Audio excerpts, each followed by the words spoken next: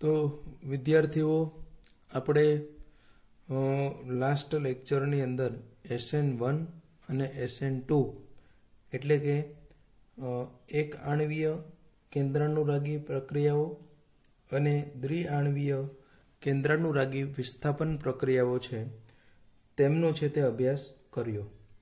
હવે એમનાથી આપણે આજે છે તે આગળ જવાનું છે અને આજના લેક્ચરની અંદર આપણે જે અવકાશ રસાયણ જે છે જેને આપણે કહીએ સ્ટીરિયોકેમિસ્ટ્રી તે અવકાશ રસાયણનો જે કન્સેપ્ટ છે તેના વિશેનો છે તે અભ્યાસ છે તે કરવાનો છે।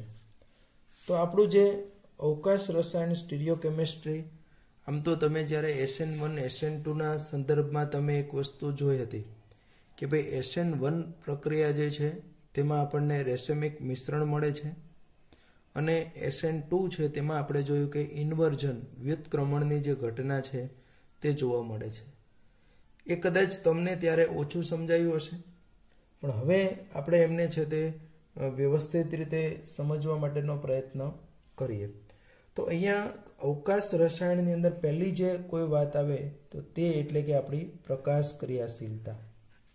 તો અહીંયા પ્રકાશ ક્રિયાશીલતાની જો વાત કરીએ તો જેને આપણે કહીએ છીએ ઓપ્ટિકલ એક્ટિવિટી, ઇંગ્લિશની અંદર આપણે કહીએ છીએ ઓપ્ટિકલ એક્ટિવિટી। તો એ ઓપ્ટિકલ એક્ટિવિટી જે છે આપણી તેની અંદર સામાન્ય રીતે પહેલો પ્રશ્ન આપણે એવો કહી શકીએ કે કેવા સંયોજનો છે તે પ્રકાશ ક્રિયાશીલ સંયોજનો કહેવાય, બરાબર ને। ફર્સ્ટ ક્વેશ્ચન મારો છે તે કેવા સંયોજનો છે તે પ્રકાશ ક્રિયાશીલ છે તેવું આપણે કહી શકીએ। તો સામાન્ય રીતે આપણે કહીએ કે જે કાર્બનિક સંયોજનના દ્રાવણમાંથી આપણે જ્યારે સમતલીય ધ્રુવીભૂત પ્રકાશને પસાર કરીએ તો તે પદાર્થનું દ્રાવણ એ સમતલીય ધ્રુવીભૂત પ્રકાશનું કોણાવર્તન અથવા તો ભ્રમણ દર્શાવતું હોય તો આવા કાર્બનિક સંયોજન જે છે તે આપણો કાર્બનિક સંયોજન પ્રકાશ ક્રિયાશીલ છે તેવું છે તે આપણે કહી શકીએ। તો એને આપણે પ્રકાશ ક્રિયાશીલ સંયોજન છે તે કહીએ છીએ। તો એની અંદર તો પહેલો અહીંયા ફરી પાછો પ્રશ્ન આવે કે ભાઈ સમતલીય ધ્રુવીભૂત પ્રકાશ એટલે શું, બરાબર।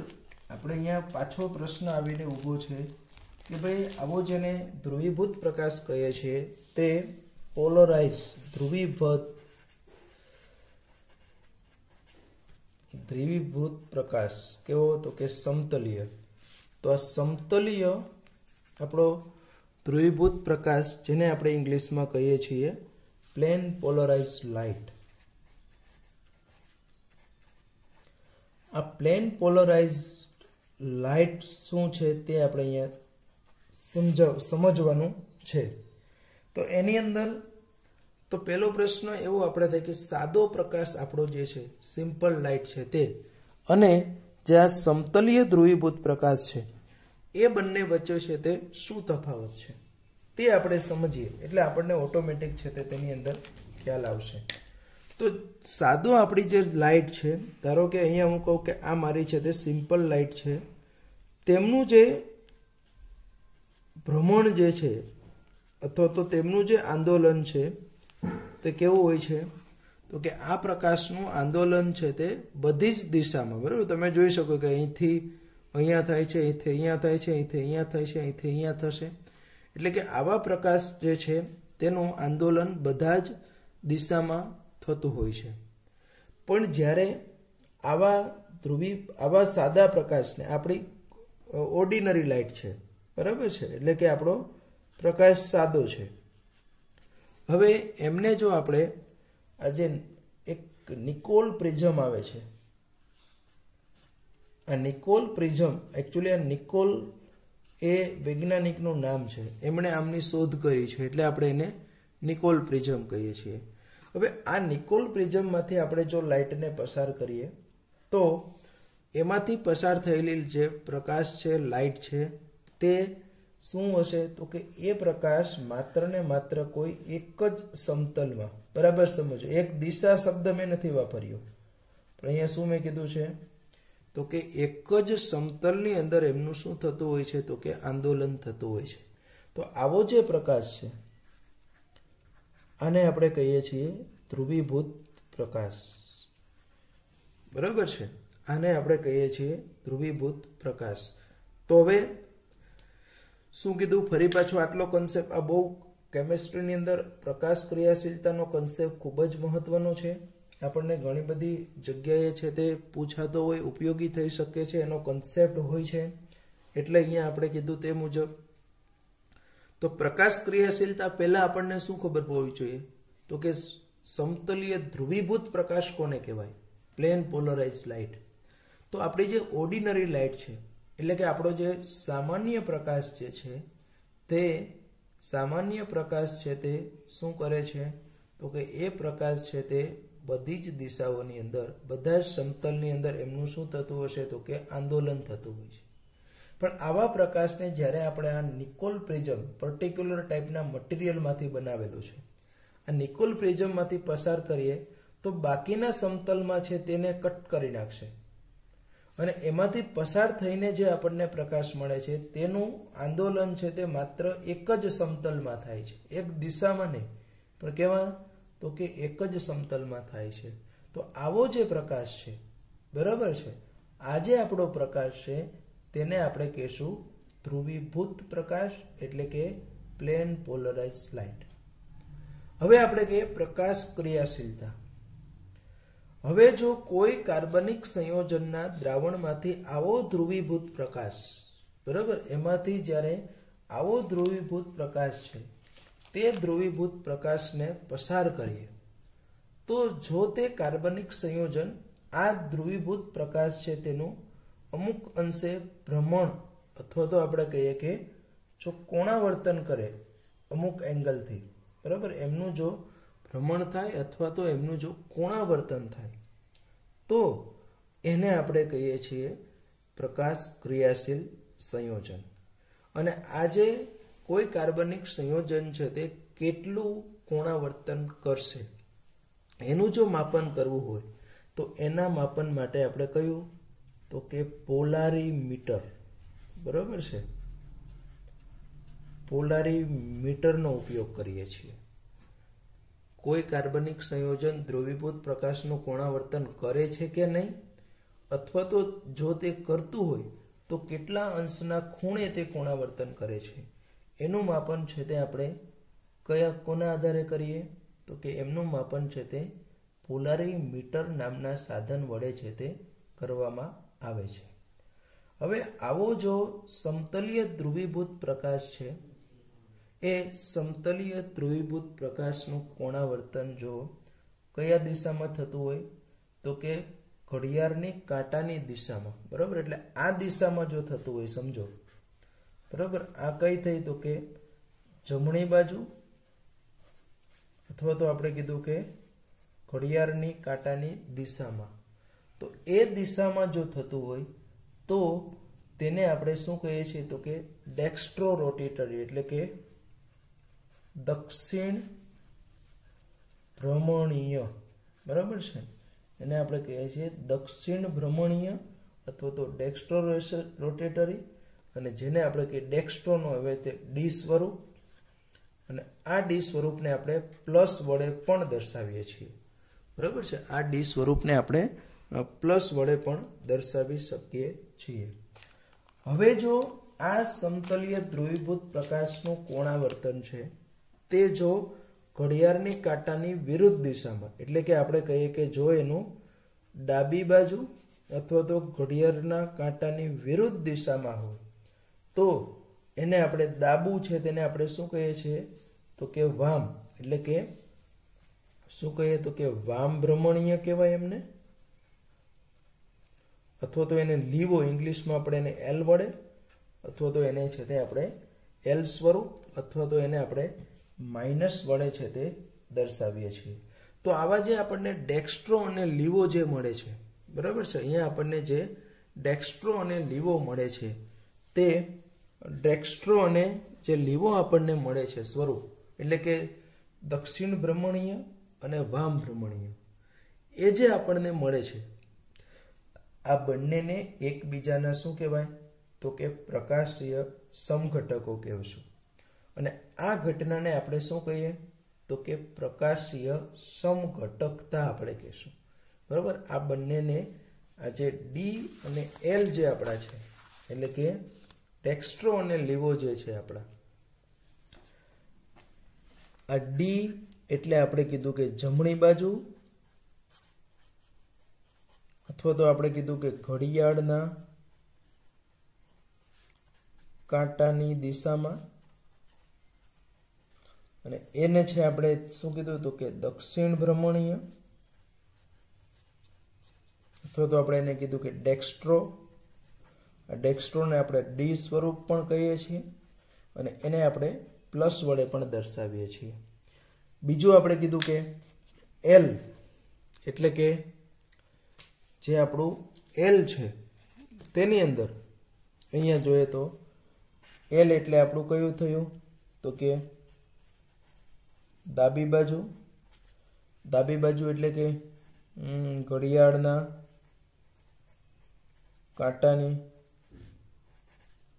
વિરુદ્ધ દિશામાં થશે અને એને છે તે આપણે શું કહીએ તો કે વામ ભ્રમણીય અથવા તો લીવો સ્વરૂપ જેને આપણે એલ સ્વરૂપ પણ દર્શાવીએ છીએ જેને આપણે કેના વડે દર્શાવીએ છીએ તો કે માઇનસ નિશાનીથી પણ દર્શાવીએ છીએ। તો આજે આપણા જે છે ડી અને એલ સ્વરૂપો છે તેને એકબીજાના શું આપણે કહેવાય તો કે પ્રકાશ સમઘટકો કહેશું આપણે અને આ ઘટના જે છે તે ઘટનાને આપણે શું કહેવાય તો કે પ્રકાશ સમઘટકતા બરાબર એને શું કહેશું આપણે પ્રકાશ સમઘટકતા। હવે બીજો પ્રશ્ન આપણો અહીંયા આવે છે કે ભાઈ આપણે જનરલી એવું કહી દીધું કે કોઈ કાર્બનિક સંયોજનના દ્રાવણમાંથી દ્રવીભૂત પ્રકાશનું પસાર કરીએ અને એનું જો કોણાવર્તન કે ભ્રમણ થાય તો તે પ્રકાશ ક્રિયાશીલ છે। પણ બેઝિકલી જો આપણે જોવા જઈએ તો જે તે સંયોજનની પ્રકાશ ક્રિયાશીલતાની જો વાત કરીએ તો એ પ્રકાશ ક્રિયાશીલતા માટે તે સંયોજનમાં એવું તો શું છે કે જે પ્રકાશ ક્રિયાશીલતા દર્શાવે છે અથવા તો એ સંયોજન છે તે ધ્રુવીભૂત પ્રકાશના તલનું કોણાવર્તન કરે છે એના માટે એકચ્યુઅલી એ સંયોજનમાં કયું એવી વસ્તુ છે કે તે જવાબદાર છે તે સમજવા માટેનો હવે પ્રયત્ન છે તે આપણે કરવાનો છે અને એના માટે આપણે આણ્વીય અસંમિતિ કિરાલિટી અથવા તો એનો અભ્યાસ કરવાનો છે અહીંયા આપણે। તો એને સમજાવવા માટે સૌપ્રથમ લુઈસ પાસ્ચર નામનો વૈજ્ઞાનિક આવ્યો છે બરાબર। એ સમજાવવા માટે આપણને સૌપ્રથમ કોણ આવ્યું તો કે લુઈસ પાસ્ચર નામના વૈજ્ઞાનિકે। હવે લુઈસ પાસ્ચરે શું આપણને કીધું છે તો અહીંયા લુઈસ પાસ્ચર નામના જે વૈજ્ઞાનિકે છે એમણે એવું અવલોકન કર્યું કે કેટલાક સંયોજનોના સ્ફટિકો છે તે પ્રતિબિંબ સ્વરૂપે અસ્તિત્વ ધરાવે છે। પ્રતિબિંબનો અર્થ શું તો કે તમારો જે ચહેરો છે અને એને તમે અરીસામાં જુઓ તો અરીસામાં તમારો જે ચહેરો દેખાય છે એ તમારા એકચ્યુઅલ ચહેરાનું શું થયું પ્રતિબિંબ થયું કહેવાય।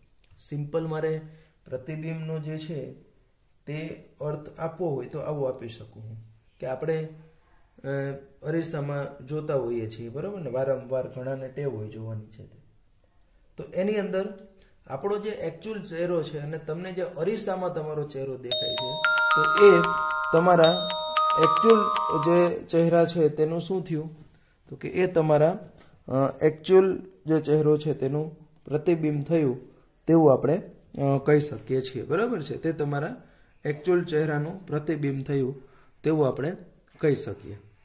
તો હવે આજે પ્રતિબિંબ તો લુઈસ પાસ્ચરે શું જોયું તો હવે કેટલાક સંયોજનોના જે સ્ફટિકો છે તે કેટલાક સંયોજનોના સ્ફટિકો છે તે પ્રતિબિંબ સ્વરૂપે, એટલે જે સ્ફટિકનો આકાર છે તેવો બીજો સ્ફટિક હોય કે જે એમનો આકાર છે તે ધરાવતા હોય છે.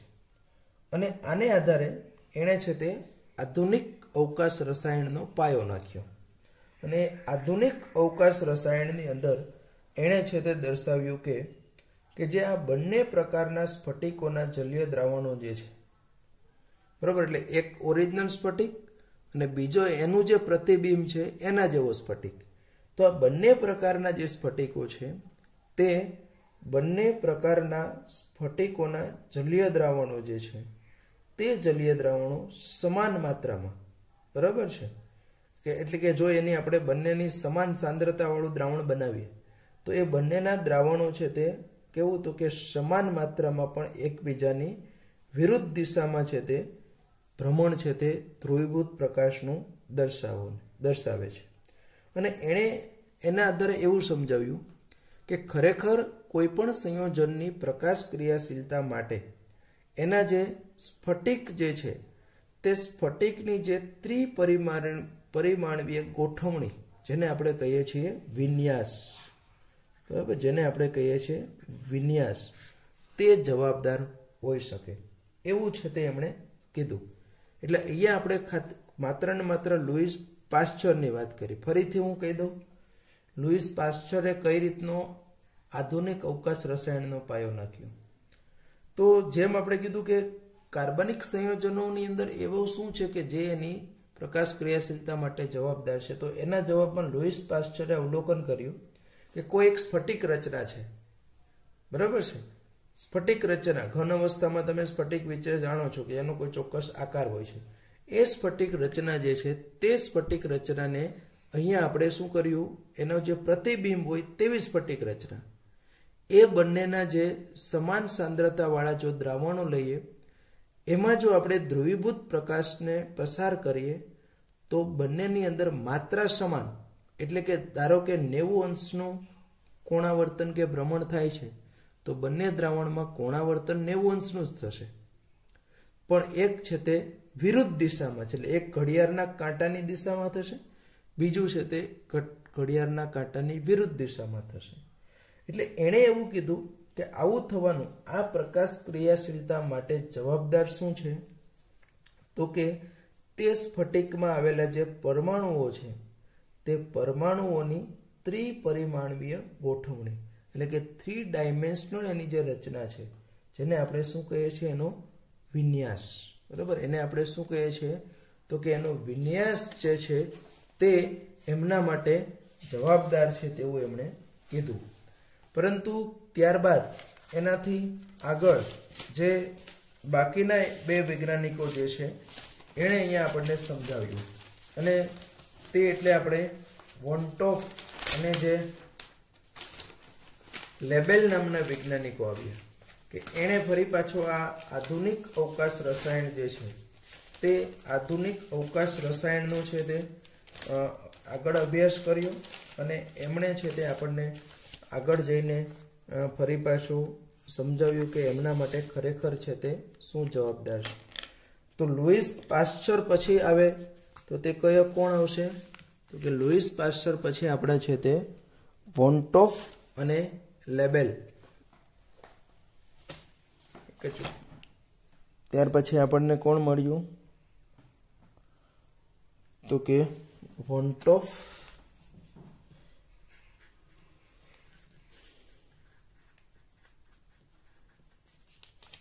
અને લેબલ. હવે એમણે જે આ પ્રકાશ ક્રિયાશીલતાની ઘટના છે તે અલગ રીતે સમજાવી છે, બરાબર છે. વોન્ટોફ અને લેબલ જે છે એમણે અલગ રીતે સમજાવ્યું, અને એમનું એવું કહેવું હતું કે કાર્બનિક સંયોજનોને જે મધ્યસ્થ કાર્બન પરમાણુ છે તે કાર્બનિક સંયોજનમાં રહેલો જે મધ્યસ્થ કાર્બન પરમાણુ છે તે મધ્યસ્થ કાર્બન પરમાણુની આસપાસ, તમે જાણો કે કાર્બનની સંયોજકતા 4 છે, બરાબર, કાર્બન જે છે તેની સંયોજકતા કેટલી છે, તો કે 4. તો આ જો 4 સંયોજકતા અસમાન સમૂહો આ ચારે ચાર સમૂહ જે છે કાર્બન સાથે જોડાયેલા છે તે કેવા હોય? અસમાન હોય. એટલે કે કેવા હોય? તો કે અલગ અલગ જો હોય તો એને આપણે કહીએ છીએ ચાર સમૂહો સમચતુષ્ફલકીય રીતે જે કાર્બન સાથે જોડાયેલા છે તે ચારે ચાર સમૂહો જો અલગ અલગ હોય તો એને આપણે શું કહીએ છીએ? એવા કાર્બનને આપણે કેવો કહીએ? તો કે અસમમિત કાર્બન. એને આપણે કેવો? તો કે અસમમિત એસિમેટ્રિક કાર્બન. એને આપણે અસમમિત એટલે કે એસિમેટ્રિક કાર્બન, અથવા તો આપણે એને શું કહીએ છીએ? તો કે અવકાશ કેન્દ્ર. શું કહેશું આપણે એને? અવકાશ કેન્દ્ર આપણે કહીએ છીએ. બરોબર છે? એને આપણે કહીએ છીએ અસમમિત કાર્બન, અથવા તો આપણે એને શું કહીએ છીએ? તો કે અવકાશ કેન્દ્ર કહીએ છીએ. સામાન્ય રીતે અણુમાં બીજી એક મહત્વની વસ્તુ છે તે સમમિતિનો અભાવ. એટલે આ બંને વસ્તુ છે, એક અસમમિત કાર્બન, બીજું સમમિતિનો અભાવ. સમમિતિ એટલે એમાં ઘણા બધા પ્રકારની આવે. સમ એટલે સરખું, મિતિ એટલે આકાર. એટલે એનો આકાર નહીં, પણ અહીંયા આપણે જોવાની છે એની રચનાની અંદર કોઈ પણ પ્રકારની સમમિતિ, સામાન્ય રીતે અક્ષની સમમિતિ હોય, કેન્દ્રની સમમિતિ હોય, સમતલની સમમિતિ હોય, આવી કોઈ પણ પ્રકારની સમમિતિનો અભાવ હોય અને કાર્બન સાથે જોડાયેલા ચારે ચાર સમૂહો જો અલગ અલગ હોય તો એને આપણે કહીએ છીએ અસમમિત કાર્બન અથવા તો અવકાશ કેન્દ્ર. અને આવો અસમમિત કાર્બન જે છે તે સંયોજનની પ્રકાશ ક્રિયાશીલતા માટે કેવો હોય છે? તો કે જવાબદાર હોય છે. બરાબર છે? એના માટે છે તે જવાબદાર હોય છે. હવે આ અસમમિતતા જે છે તે આપણા રોજિંદા જીવનમાં પણ આપણને જોવા મળે. બરાબર છે? અને એને આધારે આપણે કિરાલ અથવા તો કિરાલિટીનો જે ગુણધર્મ છે તે જોવાનો છે. ઘણી બધી વસ્તુઓ એવી છે કે એ એમના વસ્તુ પ્રતિબિંબ સાથે આપણે શું કરીએ? અધ્યારોપિત. દાખલા તરીકે આપણી પાસે આ શું છે? સ્ફિયર એટલે કે વર્તુળ છે. હવે એનો જો આપણે વસ્તુ પ્રતિબિંબ લેવા જઈએ તો કેવું થશે? સેમ થશે. તો હવે તમે આમને છે તે આના ઉપર અધ્યારોપિત. અધ્યારોપિતનો અર્થ શું છે? તો કે આને તમે આના ઉપર બંધ બેસતું મૂકી શકો છો. બરાબર? આમ લઈ અને આમ મૂકવાની વાત છે. તો એને અહીંયા એમના ઉપર આપણે બંધ બેસતું મૂકી શકીએ છીએ. એટલે એનો અર્થ એવો થયો કે એ અધ્યારોપિત પ્રતિબિંબીઓ છે. એટલે એને આપણે કહીએ અકિરાલ વસ્તુ કહીએ છીએ. અવકાશ રસાયણની ભાષામાં આપણે શું કહીએ? અકિરાલ વસ્તુ કહીએ છીએ. બીજું અહીંયા આપણને એક આપ્યું છે કોન આકારનું જે છે તે, કે એની અંદર પણ આપણે જોઈ શકીએ કે સામાન્ય રીતે એમનું છે તે જે વસ્તુ પ્રતિબિંબ જે છે તે આપણને કેવું મળે છે? તો કે સરખું જ મળતું હોય છે. બરાબર? એમના જેવું જ આપણને છે તે મળશે. તો તમે જોઈ શકો કે આમને છે તે આના ઉપર અધ્યારોપિત કરી શકીએ છીએ. તો અધ્યારોપિત પ્રતિબિંબ પર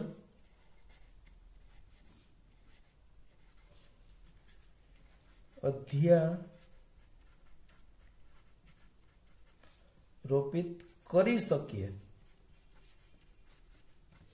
તો એ જો આપણે કરી શકીએ તો તેને આપણે કહેવાય અકિરાલ. પછી તે વસ્તુ હોય તો એને અકિરાલ વસ્તુ કહેવાય. અને જો કોઈ સંયોજન હોય તો આપણે એને શું કહેશું? તો કે અકિરાલ સંયોજન કહેશું. બરાબર? તો પછી આપણે એમને કહીએ છીએ અકિરાલ સંયોજન કહીએ છીએ. ખ્યાલ આવે? પણ અમુક વસ્તુઓ એવી છે કે જેને આપણે એકબીજા ઉપર અધ્યારોપિત કરી શકતા નથી. દાખલા તરીકે આપણો આ હાથ છે, એક હાથ જે છે તેના ઉપર આપણે આપણો બીજો હાથ છે તેને અધ્યારોપિત કરી શકીએ નહીં. એટલે આમ નથી વાત, જો બરાબર સમજી લો. તો આ એક મારો છે, એનું વસ્તુ પ્રતિબિંબ મને આવું મળશે. તો આ બંનેને તમે જોઈ શકો કે હું બંધ બેસાડી શકતો નથી. એટલે એનો અર્થ એવો થયો કે આ કેવું છે? તો કે આજે આપણને જોવા મળે છે તે અધ્યારોપિત થઈ શકતું નથી. તો આવા જે વસ્તુઓ છે કે જે બિન અધ્યારોપિત પ્રતિબિંબો છે. બરાબર? કે જેને આપણે કહીએ બિન એટલે કે આને સુપર ઇમ્પોઝ કહેવાય અને નોન સુપર ઇમ્પોઝ. અધ્યારોપિત જે પ્રતિબિંબીઓ છે તે બિન અધ્યારોપિત પ્રતિબિંબીઓ છે તેને આપણે શું કહીએ છીએ? તો કે એમને છે તે કિરાલ કહીએ છીએ. પછી સંયોજન હોય કે પછી વસ્તુ હોય તો આને આપણે કિરાલ કહીએ, અને આ જે ગુણધર્મ છે તે ગુણધર્મને આપણે કહીએ છીએ કિરાલિટી. બરાબર, એ ગુણધર્મને આપણે શું કહીએ છીએ? તો કે કાયરાલિટી અથવા તો કિરાલિટી છે તે આપણે કહી શકીએ છીએ. તો અહીંયા જે મેં તમને સમજાવ્યું તે વસ્તુના સંદર્ભમાં સમજાવ્યું છે. સિમ્પલ મેં કીધું કે કોઈ એક વસ્તુ છે. જો આ પાછું હું કહી દઉં કે પ્રકાશ રસાયણનું લુઈસ પાસ્ચરે સ્ફટિકોની ત્રિપરિમાણીય રચનાને આધારે કીધું. ત્યારબાદ આ વોન્ટોફ અને લેબેલ નામના વૈજ્ઞાનિકે જે છે એમણે એની અસમમિત કાર્બન જે છે તે એમના માટે જવાબદાર છે પ્રકાશ ક્રિયાશીલતા માટે. સાથે સાથે સમમિતિનો અભાવ આ પણ જરૂરી છે, અને એનાથી ડેવલપ કરીને આપણે કિરાલિટી, બરાબર છે, કિરાલ અને એ કિરાલની જે વાત કરી કે જે વસ્તુનું પ્રતિબિંબ છે તે એમના ઉપર અધ્યારોપિત જો કરી શકે તો તે અકિરાલ થયું, અને જો તે વસ્તુનું પ્રતિબિંબ એના ઉપર આપણે અધ્યારોપિત કરી ન શકીએ એટલે કે non super imposable mirror image of each other, તેને આપણે શું કહીએ છીએ? તો કે કિરાલ વસ્તુઓ અથવા તો આપણે એને કહીએ છીએ કિરાલ સંયોજન છે તે આપણે કહીએ છીએ. બરાબર, તો અહીંયા સુધી જે આપણે વાત કરી છે તે બધી આપણે કોના સંદર્ભમાં વાત કરી? વસ્તુના સંદર્ભમાં, કિરાલિટીના સંદર્ભમાં. પણ હવે આ જ વસ્તુ હું જ્યારે કોઈ સંયોજન માટે એપ્લાય કરું, આપણા કોઈ પણ કાર્બનિક સંયોજન જે છે તે કાર્બનિક સંયોજન માટે જો હું એને એપ્લાય કરીશ તો અહીંયા આપણને છે તે અલગ રીતે જોવા અથવા તો સમજવાનો પ્રયત્ન કરીએ. તો સૌપ્રથમ હું એમના માટે છે તે પ્રોપેન ટુ ઓલનું ઉદાહરણ લઈશ. તો પ્રોપેન ટુ ઓલમાં તમે જાણો છો કે આ એક કાર્બન છે, એને વિન્યાસ તો તમે જાણો છો કે કેવો હશે? તો કે સમચતુષ્ફલકીય કાર્બન છે તે sp3 સંકૃત હોય એટલે આપણને તે કેવો જોવા મળશે? તો કે સમચતુષ્ફલકીય. એટલે બે છે તે સમતલની બહાર હશે, એક ટુવર્ડ ઓબ્ઝર્વર આ છે તે આપણાથી દૂર હશે, સમતલની બહાર છે બંને, અને બે અણુઓ જે છે તે આપણે કહી શકીએ કે ક્યાં હશે? તો કે સમતલની અંદર છે. બરાબર ને, બે અણુઓ છે તે ક્યાં હશે? તો કે બે અણુઓ છે તે સમતલની અંદર છે તે આપણને જોવા મળે છે. હવે જો આની હું મિરર લઈશ ઇમેજ તો એ આપણને કેવી મળશે? તો કે આના કરતાં ટોટલી ઓપોઝિટ મળે છે. બરાબર છે, તમે મિરરમાં જોશો તો જે હોય તે એના કરતાં ઊંધું દેખાય. બરાબર, જો તમે એની જોડે કંઈ કરવા જાઓ ચહેરા ઉપર તો એ તમે રિવર્સ દેખાશે. તો અહીંયા આ કાર્બન એની જોડે આ આપણો છે તે CH3, આ આપણો છે તે બીજો CH3 છે, અને આ આપણું છે તે H છે. પણ હવે હું આ A છે, આ B એનું પ્રતિબિંબી છે, અને એ પ્રતિબિંબનું જો આપણે અહીંયા 180 નું ભ્રમણ આપીએ, કેમ કે આ 3 ડાયમેન્શનલ છે આપણને એટલે ડાયરેક્ટ નહીં ખબર પડે, એનો 180 નું ભ્રમણ આપીએ પછી જે આપણને રચના મળશે તે આપણને કેવી મળશે? 3 ડાયમેન્શનલ રચના છે. એટલે આપણને CH3, H અને OH, જેને હું કહી દઉં C રચના. તો તમે જોઈ શકો કે A અને C રચના જે છે તે A અને C રચના છે તે કેવી છે? એકબીજા ઉપર તમે અહીંયા ઉચકીને આના ઉપર મૂકી શકો છો. બરાબર, આને સેમ તમે ઉચકીને આમના ઉપર છે તે મૂકી શકો છો. એટલા માટે એ કેવી થઈ ગઈ? તો કે એ છે તે આપણે કહી શકીએ કે અધ્યારોપિત થઈ ગયું. અને અધ્યારોપિત થઈ ગયું એટલે તે કેવું થયું? આપણું કેવું સંયોજન છે તે અકિરાલ સંયોજન છે. અને આમ પણ તમે સમજી શકો તેવી સિમ્પલ વાત છે, અકિરાલ જ હોય. કેમ?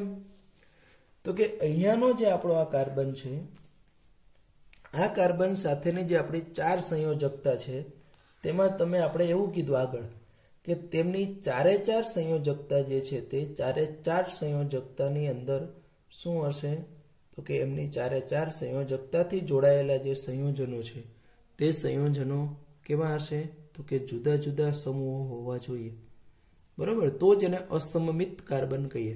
પણ અહીંયા તો તમે જોઈ શકો કે બે CH3 સમૂહ છે તે કેવા છે, સરખા જ છે, બરાબર. બે CH3 સમૂહો છે તે કેવા છે તો કે સરખા જ છે. એટલે આપણો આ જે અણુ છે તે કેવો છે તો કે આ આપણો અણુ છે તે અકિરાલ અણુ છે તેવું આપણે કહી શકીએ. હવે હું પ્રોપેન 2-ઓલ છે એની જગ્યા ઉપર હવે હું શું લઉં છું, ધારો કે બ્યુટેન 2-ઓલ લઉં છું. તો બ્યુટેન 2-ઓલ આપણે લેશું તો એના સંદર્ભમાં અહીંયા કેવું થશે કે અહીંયા એ કાર્બન તો ફિક્સ જ આપણો લઈએ છીએ, બરાબર છે. એની સાથે આપણો આ CH3 હું લઈ લઉં, પછી એક કાર્બન વધશે એટલે C2H5 મારે લેવાનું છે. અહીંયા હાઇડ્રોજન તો છે જ આપણો અને અહીંયા OH, અને આને હું કહી દઉં ડી રચના આપણી. હવે એનું આપણે જો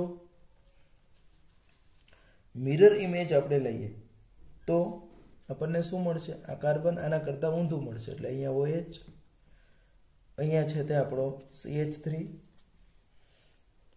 અહીંયા જે આપણને મળશે તે આપણો C2H5 અને અહીંયા જે મળે છે તે હાઇડ્રોજન. હવે એમનું જો આપણે 180નું રોટેશન આપીએ, એ તો કરવું જરૂરી છે, બરાબર છે, તો જ આપણને 3 ડાયમેન્શનલી છે એટલે તો જ આપણે સમજી શકીએ. તો એ રચના આપણને કંઈક આવી મળે, બરાબર, સમજો. C, અહીંયા આપણું C2H5, અહીંયા CH3 મળશે, અહીંયા હાઇડ્રોજન ને OH, અહીંયા D, E અને F રચના મૂકી દો.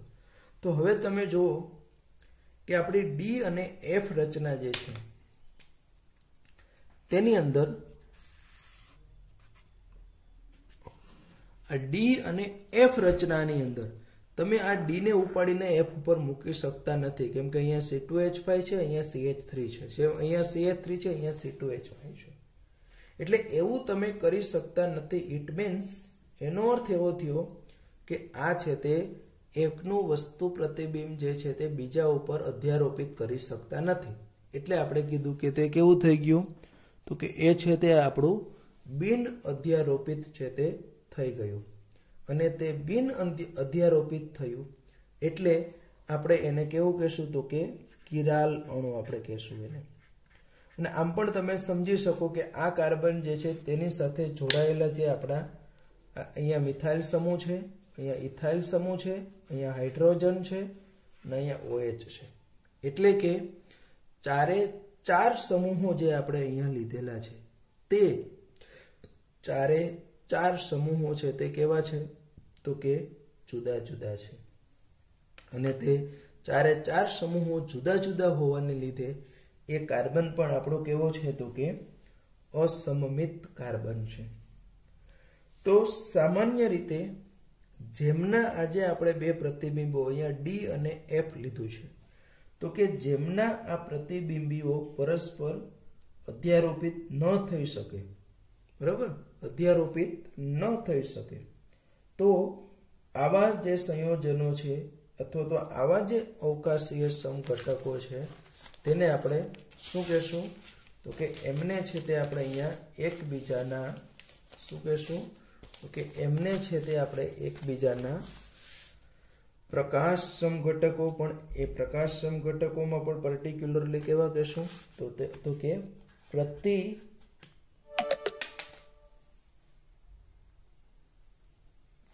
પ્રતિબિંબી સમઘટકો, જેને આપણે કહીએ છીએ એનાન્સિયોમર્સ, બરાબર. પ્રતિબિંબી સમઘટકો શું કીધું, ફરીથી હું કહી દઉં છું કે જે પ્રકાશ સમઘટકો અથવા તો અવકાશ સમઘટકોના પ્રતિબિંબીઓ છે તેને જો આપણે એકબીજા ઉપર અધ્યારોપિત કરી ન શકીએ, બરાબર છે, એને અધ્યારોપિત ના કરી શકીએ તો એવા અવકાશીય સમઘટકોને આપણે કહીએ છીએ એનાન્સિયોમર્સ અથવા તો પ્રતિબિંબી સમઘટકો. અને આવા પ્રતિબિંબી સમઘટકો છે તેના જે ભૌતિક ગુણધર્મો છે, એટલે કે એનું મેલ્ટિંગ પોઈન્ટ છે, ગલન બિંદુ છે, ઉત્કલન બિંદુ છે, એની જે દ્રાવ્યતા છે, એનો જે વક્રીભવનાંક છે, એ બધો કેવો હોય છે તો કે સમાન જ હોય છે. પરંતુ તેઓ કઈ બાબતમાં જુદા હોય છે તો કે એવો ધ્રુવીભૂત પ્રકાશના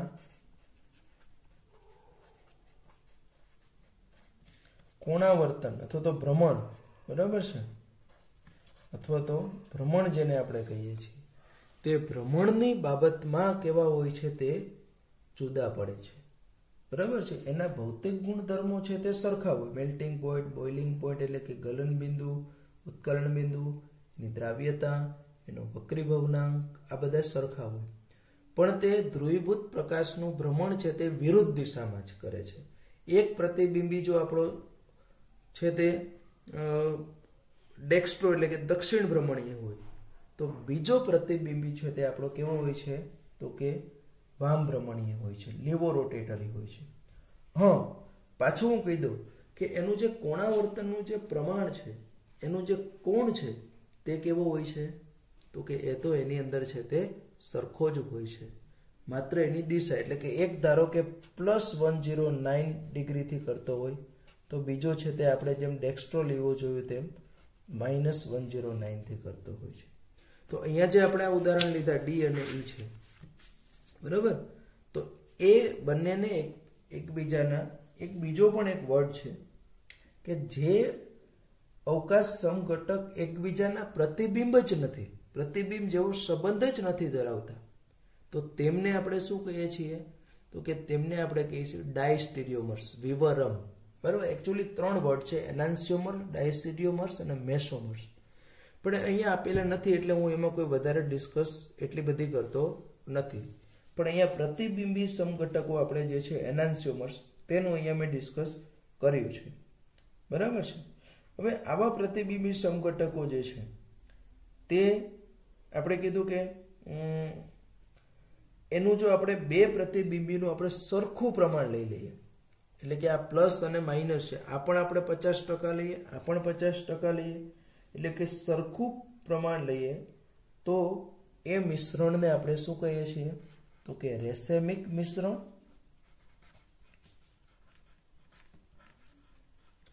એને આપણે શું કહીએ છીએ તો કે રેસેમિક મિશ્રણ, અથવા તો એને કહીએ છીએ રેસેમિક રૂપાંતરણ. ને શું આપણે કહીશું રેસેમિક રૂપાંતરણ. બરાબર છે, રૂપાંતરણ. અને સામાન્ય રીતે આવું રેસેમિક મિશ્રણ છે તે કેવું હોય તો કે પ્રકાશ અક્રિયાશીલ હોય છે. કેમ તો કે તમે અહીંયા સમજી શકો છો કે અહીંયા પ્લસ અને માઇનસ બંનેનું સરખું, એટલે +109 -109, એટલે એક એવું થઈ ગયું, તમે સરખું લ્યો તો 0 થઈ ગયું, જેને આપણે અહીંયા પ્લસ માઇનસ વડે દર્શાવીએ છીએ. બરાબર, એને આપણે પ્લસ માઇનસ વડે છે તે દર્શાવીએ છીએ. અને આ પ્રતિબિંબી સમઘટકોમાંથી રેસેમિક મિશ્રણ બનાવવાની જે પ્રક્રિયા છે તેને આપણે શું કહીએ છીએ તો કે રેસીમીકરણ. એને શું આપણે કહીએ છીએ રેસીમીકરણ. બરાબર, એને આપણે શું કહીએ છીએ રેસીમીકરણ. તો હવે બરાબર તમને આ વસ્તુ ખ્યાલ આવી ગયો હશે. ફરી પાછું હું કહી દઉં કે પ્રતિબિંબીઓ એટલે જે પ્રતિબિંબીઓને એકબીજા ઉપર અધ્યારોપિત કરી શકાતા નથી તેને એકબીજાના પ્રતિબિંબી સમઘટકો એનાન્સિયોમર્સ કહે. તેના ભૌતિક ગુણધર્મ સમાન હોય, તેઓ ધ્રુવીભૂત પ્રકાશના તલનું કોણાવર્તન સમાન હોય મૂલ્ય, પણ એની દિશા છે તે વિરુદ્ધ હોય છે. આવા પ્રતિબિંબીઓનું સરખું મિશ્રણ લઈએ, એટલે કે વામ ભ્રમણીય અને આપણા દક્ષિણ ભ્રમણીય, આ બંનેનું સરખું 50% મિશ્રણ લઈએ તો પરિણામી મિશ્રણ છે તે પ્રકાશ અક્રિયાશીલ બને છે, જેને આપણે પ્લસ માઇનસ અથવા તો DL વડે દર્શાવીએ છીએ. એ પ્રકાશ અક્રિયાશીલ બને છે અને એ જે મિશ્રણ બને છે તેને આપણે કહીશું રેસીમિક મિશ્રણ. અથવા તો રેસિમિક રૂપાંતરણ. અને આ જે આપણું રેસિમિક મિશ્રણ અથવા તો રેસિમિક રૂપાંતરણ બનાવવાની જે ઘટના છે તેને આપણે કહીએ છીએ રેસિમીકરણ. બરાબર, એને આપણે શું કહીએ છીએ તો કે રેસિમીકરણ. હવે આપણે બીજી એક ટર્મ સમજવાની છે, રિટેન્શન અને ઇન્વર્ઝન. બરાબર, ગુજરાતીમાં આપણે એને કહીએ છીએ ધારણ અને છે તે વ્યુત્ક્રમણ. આ બંને વસ્તુ છે તે આપણે પ્રકાશ ક્રિયાશીલતાના સંદર્ભમાં જ છે તે જોવાની છે. તો પહેલા હું એમાં સમજીએ આપણે રિટેન્શન એટલે કે ધારણ, જેને આપણે કહીએ છીએ રિટેન્શન. તો આપણે કીધું કે જ્યારે રાસાયણિક પ્રક્રિયા થતી હોય ત્યારે રાસાયણિક પ્રક્રિયા જ્યારે થતી હશે તો એની અંદર છે તે તમે જાણો છો તે મુજબ શું થાય તો કે બંધ તૂટવાની પ્રક્રિયા થાય, બંધ નિર્માણની પ્રક્રિયા થતી હોય છે, અથવા તો એની પુનઃ ગોઠવણી થતી હોય છે. તો જ્યારે આવા અવકાશીય કેન્દ્ર પરનો બંધ તૂટે અને નિપજ મળે ત્યારે જો એ નિપજ આપણી જે છે તે સેમ મળે, એટલે કે જ્યાંથી સમૂહ દૂર થાય, ખાસ કરીને વિસ્થાપન પ્રક્રિયાઓ છે તો તે વિસ્થાપન પ્રક્રિયાઓની અંદર જ્યાંથી આપણો સમૂહ દૂર થતો હોય ત્યાં જ આપણો નવો સમૂહ ઉમેરાતો હોય તો તેવા સંજોગોમાં આપણે એને શું કહીએ છીએ તો કે ધારણ, એટલે કે એના વિન્યાસની અંદર કોઈ ફેરફાર થતો નથી. બરાબર છે. ધારો કે અહીંયા હું એક ઉદાહરણ લઉં છું, CH3 CH2OH,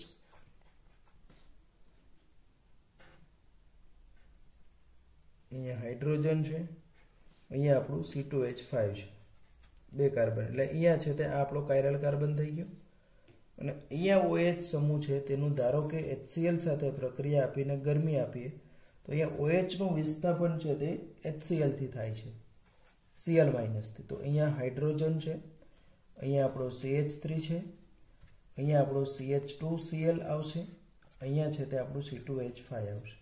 તો અહીંયા તમે જુઓ જ્યાંથી આપણો OH દૂર થયો ત્યાં જ Cl થયો આવ્યો છે. બરાબર, પણ ઘણી વખત આ માઇનસ છે તેનું પ્લસ થઈ જતું હોય છે. બરાબર, તો એ વસ્તુ અહીંયા અલગ છે. બરાબર છે.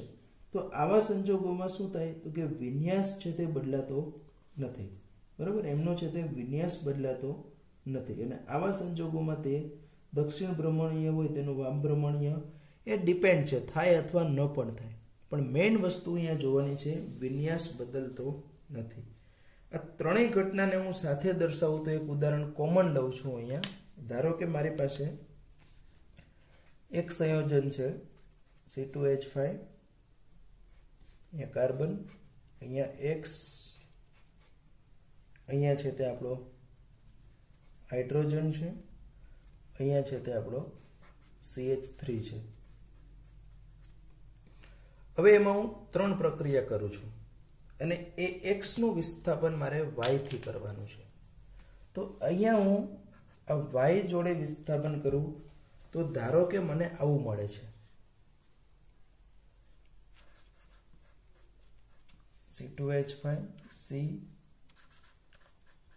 CH3 H અને જ્યાં આપણો X હતો ત્યાં જ Y આવે. એક શક્યતા છે. બરાબર. બીજી પોસિબિલિટી તરફ આપણે જઈએ તો સેકન્ડ પોસિબિલિટીની અંદર આપણું જે Y છે તે એના કરતાં એમની જે રચના છે તે રિવર્સ જોવા આપણને મળે છે. એટલે કે આપણે અહીંયા જો જોઈએ તો શું થશે તો કે હવે Y છે તેનો વિન્યાસ બદલાય છે, એટલે કે આ રીતની રચના જોવા મળશે. C2H5, અહીંયા Y છે, અહીંયા CH3 છે, અહીંયા હું H દર્શાવી દઉં.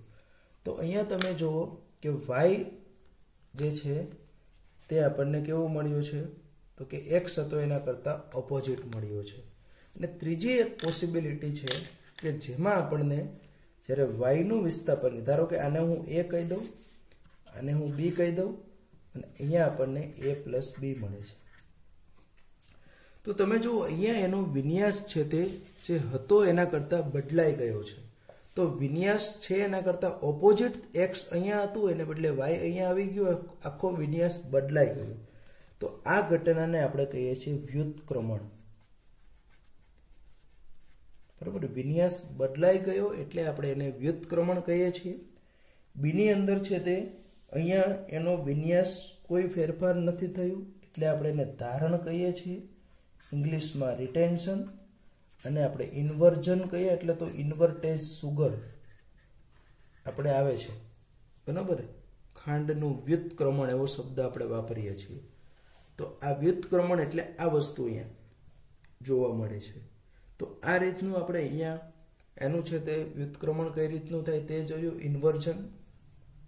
અને A પ્લસ બી એટલે એની અંદર જો આ A અને B 50-50 મિશ્રણ આપણને મળતું હોય, બરાબર, A આપણો 50% હોય, B 50% હોય, તો એક આપણો ડેક્સ્ટ્રો હશે તો બીજો લીવો હશે, આ લીવો હશે તો આ ડેક્સ્ટ્રો હશે, અને એ બંનેનું 50% મિશ્રણ મળી ગયું એટલે એ આપણું શું થયું તો કે રેસિમિક મિશ્રણ.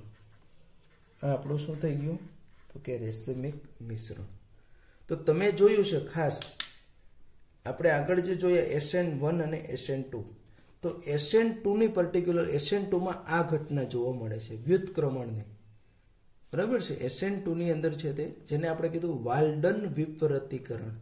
એ વાલ્ડન વિપરીતીકરણ એટલે કે જે આપણને એમાંથી નિપજ મળતી હોય તે નિપજ જે મળે છે તે નિપજનો વિન્યાસ છે તે બદલાઈ જાય છે એટલે આપણે એને વિપરીતીકરણ અથવા તો આપણે કીધું હતું ઇન્વર્ઝન.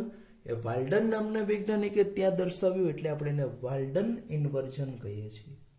જ્યારે SN1ની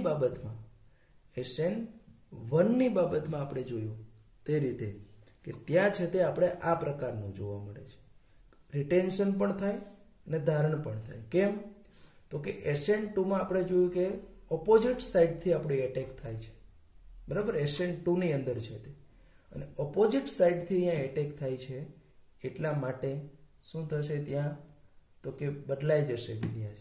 જ્યારે SN1ની બાબતમાં આપણને મધ્યવર્તી સંયોજન કાર્બ કેટાયન મળે તે સમતલીય છે એટલે આપણો જે આવનાર ન્યુક્લિયોફાઇલ જે છે તે આવનાર ન્યુક્લિયોફાઇલ છે તે બંને સાઈડથી એટેક કરી શકે છે, બરાબર છે.